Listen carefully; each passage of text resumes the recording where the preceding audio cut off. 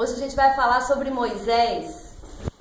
Que na verdade, na semana passada a gente falou sobre sair da caverna, né? Porque Deus tinha planos pra gente. Mas que planos são esses? Então a gente vai olhar a história de Moisés e tentar entender um pouquinho esses planos de Deus na vida da gente. Moisés todo mundo conhece, né, gente? Se nunca leu na Bíblia, pelo menos já viu o Príncipe do Egito, né?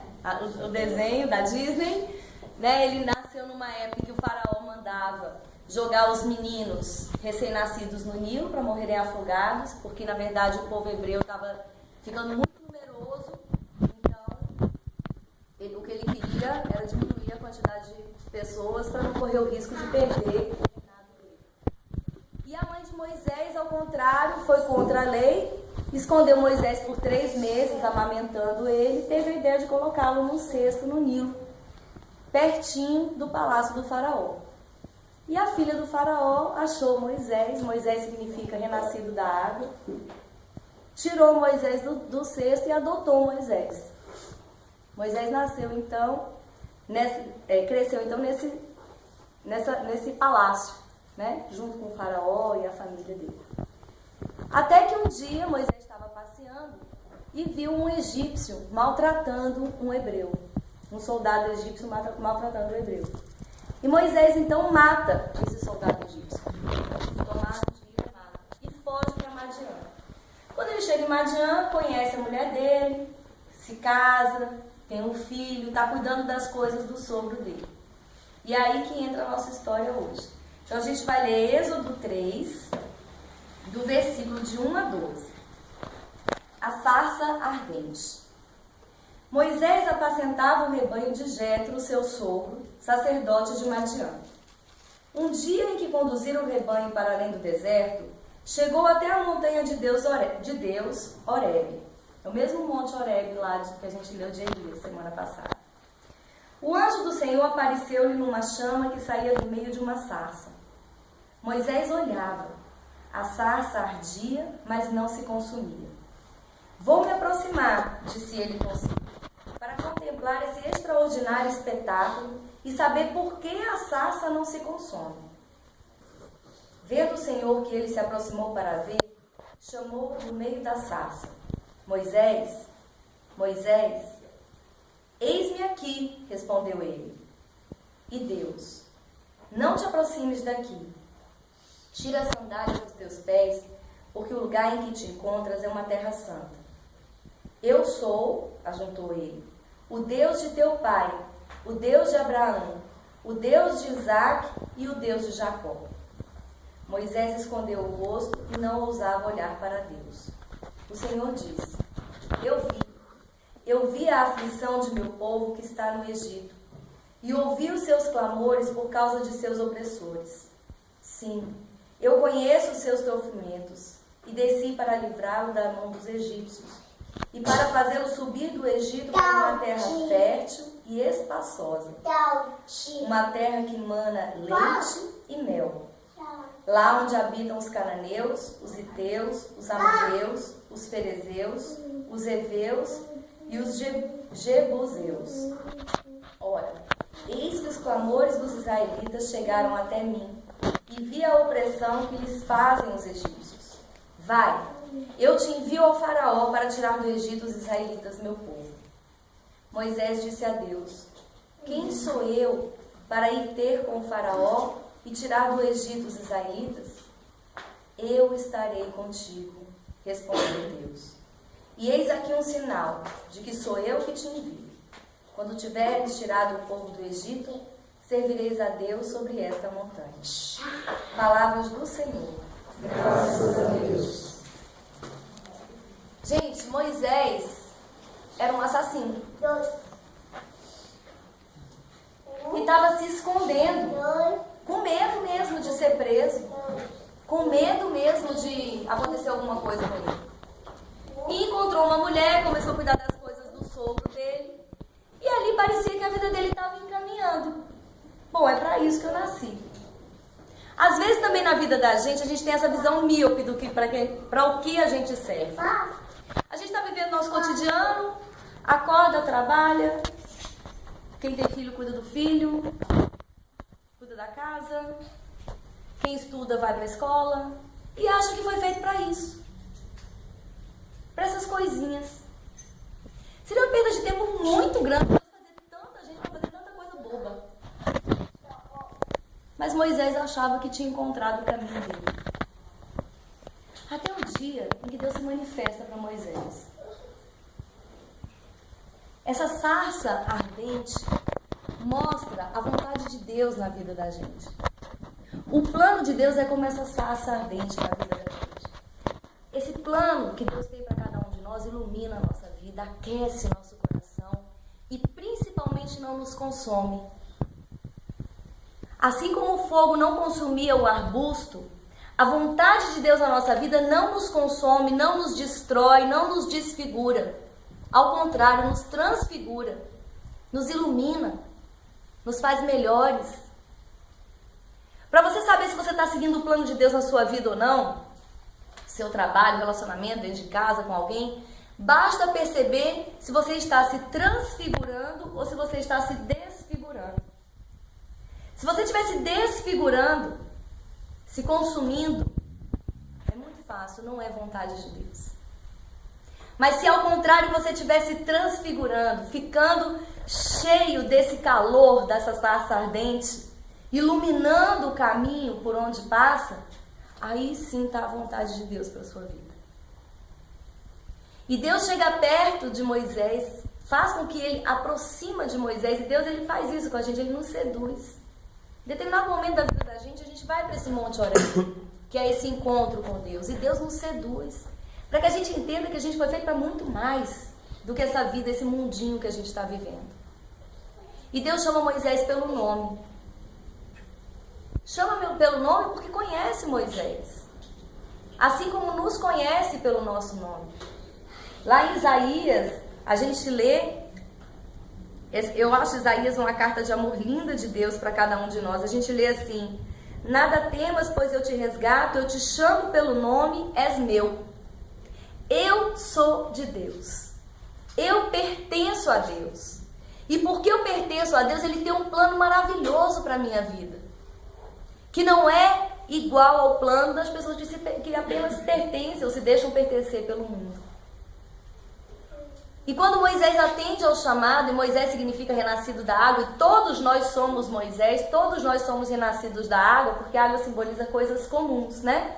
Deus nos tira dessas coisas comuns, então todos nós somos Moisés. E Moisés, quando responde ao apelo, dizendo, eis-me aqui, Senhor, Deus se revela. Deus quer se revelar, Deus quer revelar o plano dele para mim e para você, para que a gente pare de ficar tateando. Pare de ficar batendo a cabeça nesse mundão de meu Deus. E Ele quer se revelar com algo mais. Já pensaram quando fizeram um guardanapo? Acho que a primeira pessoa que viu um guardanapo, ela não sabia para que servia. Não é verdade?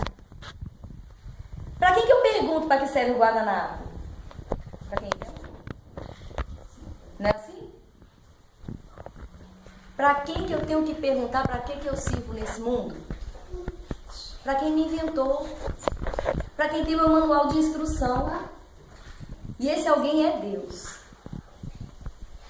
E Deus se revela. Eu sou o Deus de Isaac, de Jacó, de Abraão. O Deus impossível. O Deus que deu a vida por mim, por eu e por vocês. O Deus que quer muito mais de cada um de nós. Gente, Ele nos fez para grandes coisas e nós nos contentamos em viver o ordinário da vida.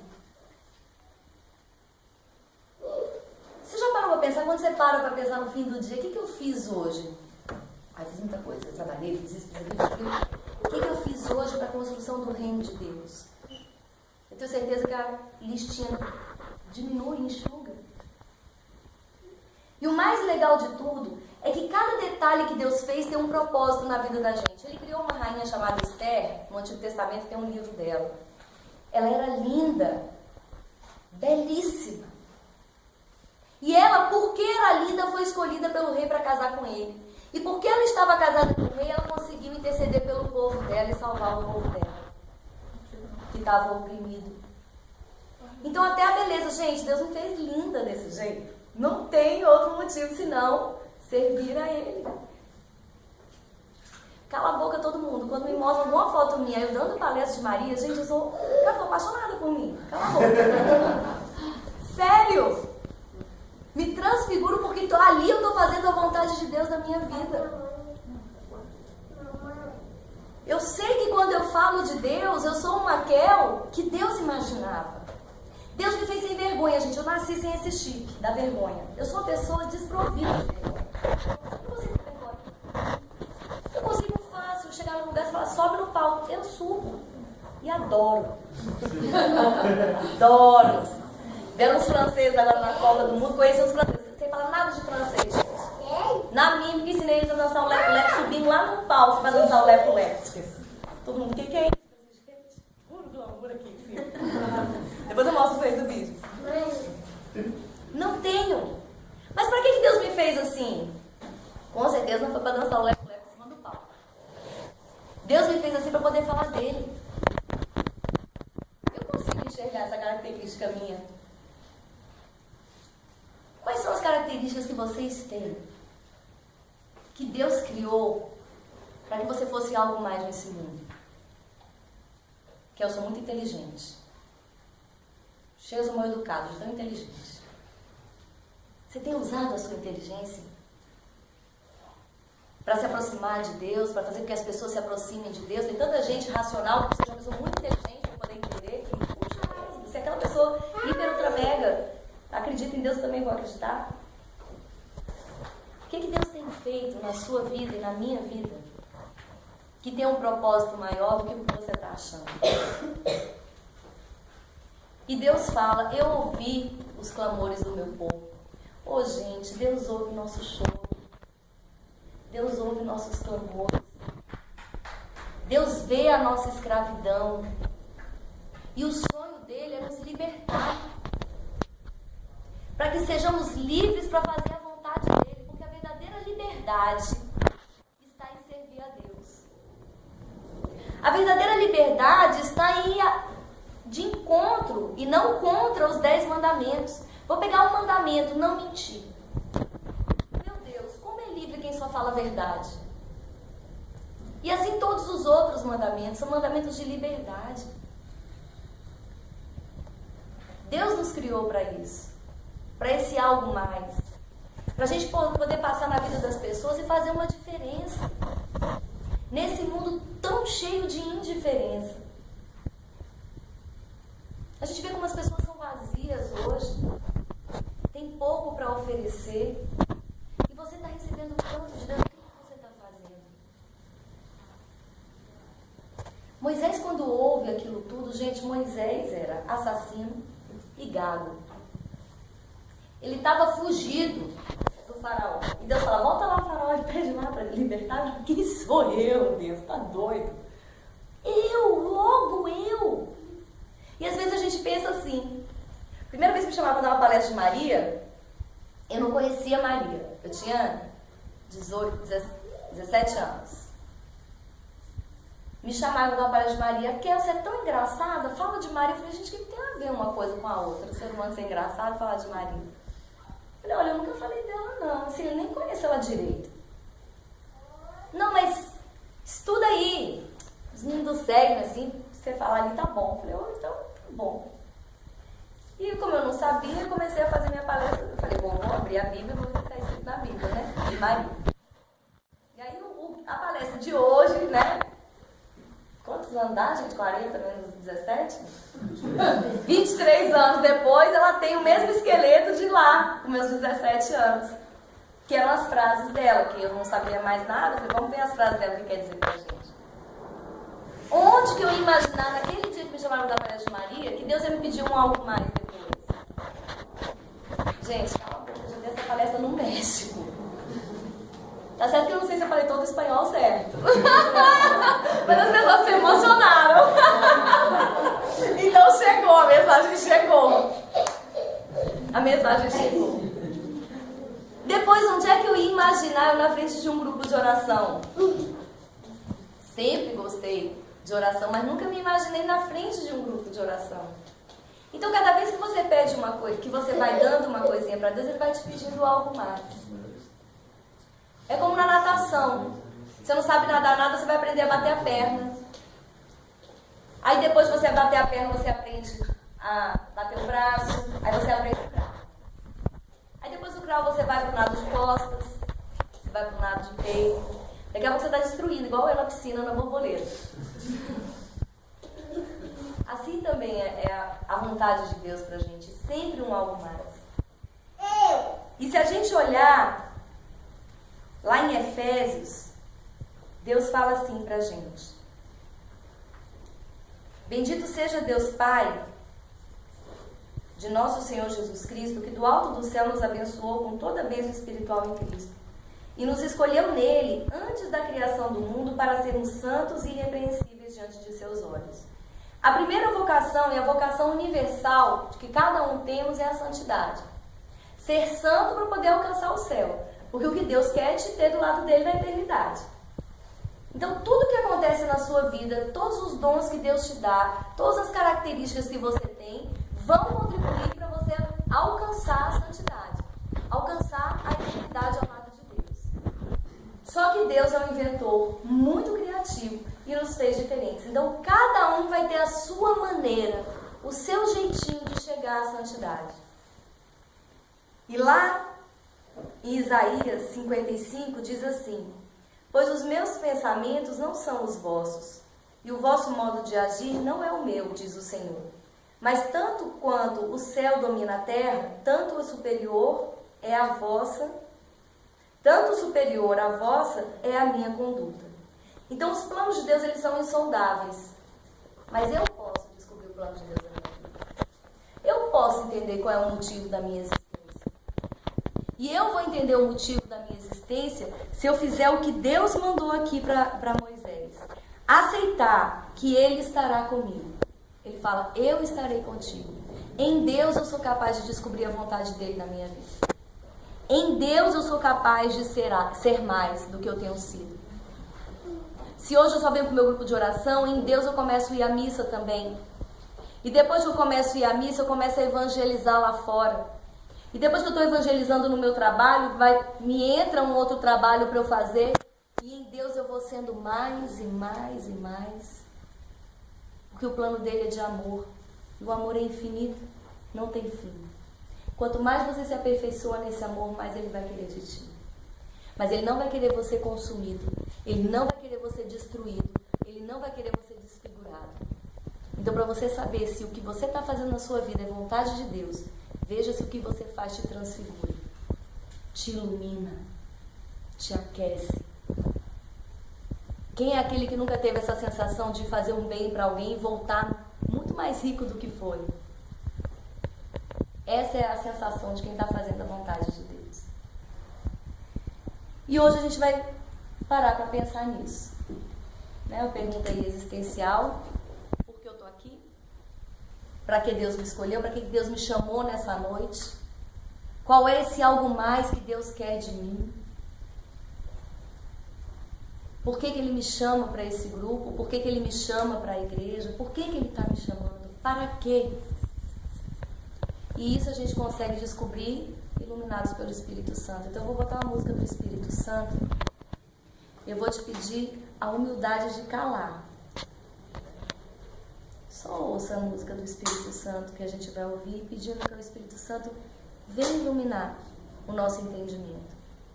Para a gente poder perguntar para esse inventor, para que foi que ele me inventou? Para ele ler para a gente nosso manual de instrução. Talvez durante o nosso texto a gente perceba que está indo por alguns caminhos errados. Tenhamos a coragem de sair desses caminhos. Porque a gente só faz perder tempo quando está neles. O povo de Deus era para ter gastado só 40 dias para entrar na terra prometida. Gastou 40 anos. Burro. Fazendo volta. Idiota. Passou. 40 anos passando do lugar. Assim também somos nós. Quando a gente não pega o caminho certo, a gente fica rodando igual cachorro em volta do rabo. E o caminho está ali, cheio de neon para você seguir. E você está aqui, mas estou sofrendo tanto. Claro, idiota. Né? Vai ter um pouco mais de inteligência, pensar. A cabeça, minha filha, não foi feita só para as luzes, não. Vá pensar. Vamos para esse desafio, então? Fecha o olho, não fiquem chateados com o Espírito Santo se ele mostrar que aquela ultra mega situação que você achava que era o caminho da sua salvação não for. Ok?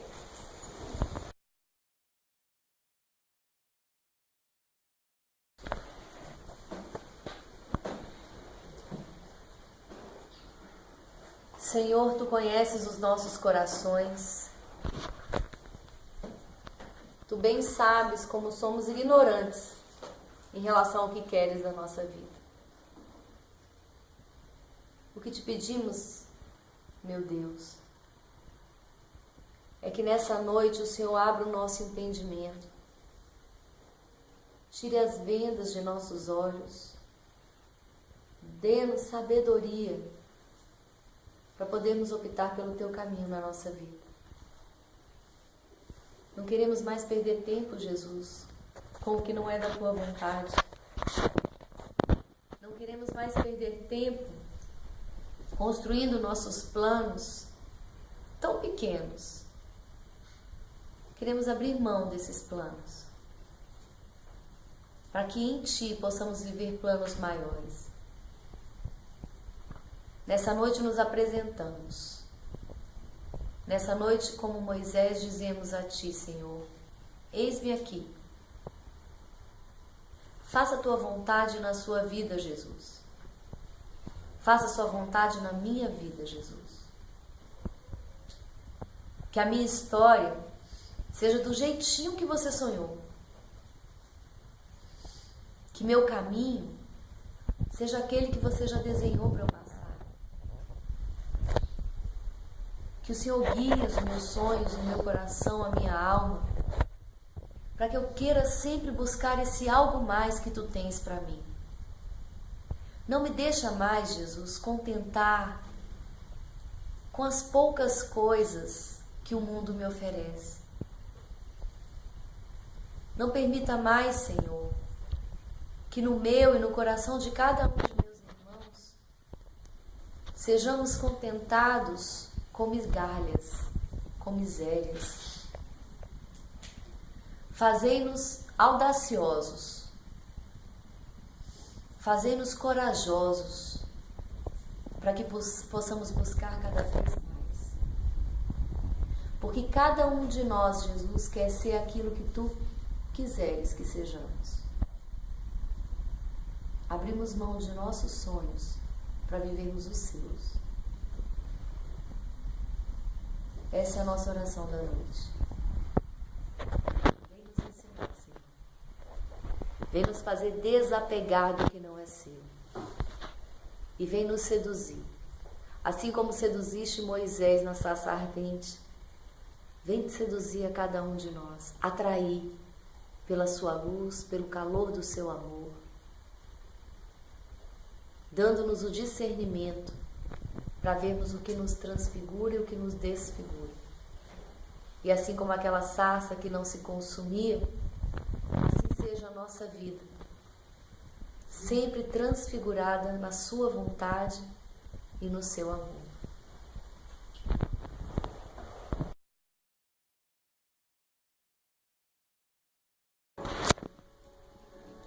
Vocês vão pegar uma folha,